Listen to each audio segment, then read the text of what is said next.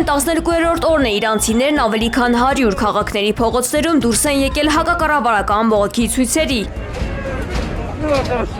Զանգվածային անհնազանդությունների ֆոնին իշխանությունները սահմանափակել են համացանցը և հեռախոսային կապն ամբողջ երկրում։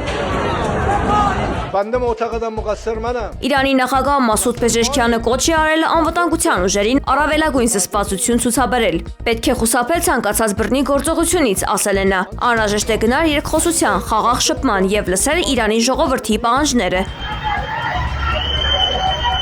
Թեհրանի բնակիչների պնդմամբ քաղաքի մի մասը դուրս է գալիս կառավարության վերահսկողությունից։ Բողոքի ցույցերի ընթացքում զոհերի թիվը հասել է 45-ի, այդ թվում անվտանգության ուժերի 8 աշխատակից։ Մոտ 2280 անձ ձերբակալվել է։ Սրան զուգահեռ Ռուսաստանում Իրանի դեսպան Քազեմ Ջալալին հայտարարել է, որ Իրանը երբեք չի խուսափի Միացյալ Նահանգների հետ իրական և լուրջ բանակցություններից, որոնք ուղղված են արդար և հավասարակշռված համաձայնության հասնելուն։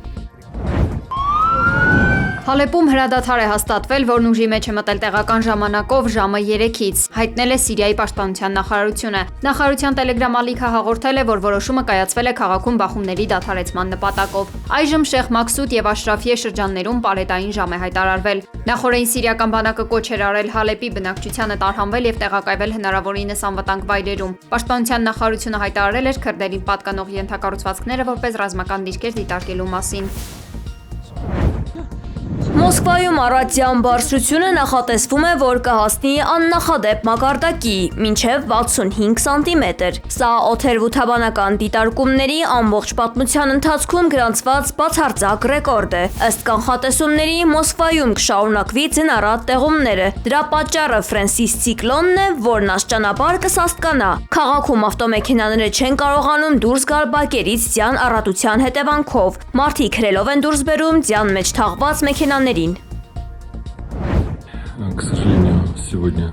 совсем недоброе утро. Ուկրաինական հրթիռների հարվածների հետևանքով Բելգորոդի մարզում կես միլիոնից ավելի բնակիչ էլեկտրաէներգիայի անջատման պատճառով հայտնվել է կացության ծանր պայմաններում, հայտնել է նահանգապետ Գլադկովը։ Մարզում 556,000 մարդ առանց էլեկտրաէներգիայի է, գրեթե նույնքանն էլ զրկված է ջեռուցումից։ Մոտ 200,000 բաժանորդ չունի ջուր և կոյուղի։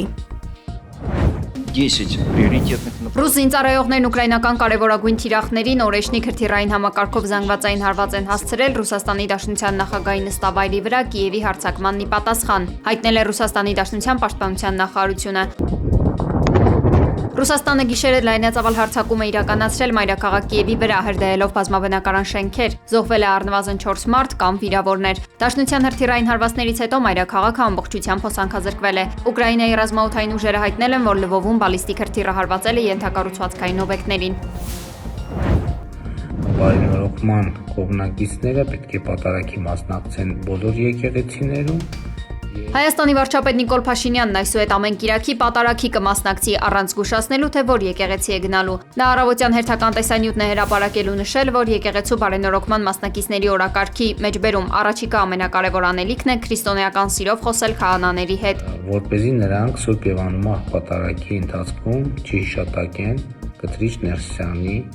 անունը։ Փաշինյանի խոսքով տարբեր համայնքների քաղաքացիներ իրեն հրավիրում են մասնակցելու իրենց բնակավայրերի եկեղեցիներում պատարագի։ Երկրի վարչապետը սակայն պայման է դնում, որ հրավերը կընդունի միայն, եթե նրանք նախապես քահանաների հետ պայմանավորվեն, որ պատարագի ընթացքում չհիշատակվի վեհափառի անունը։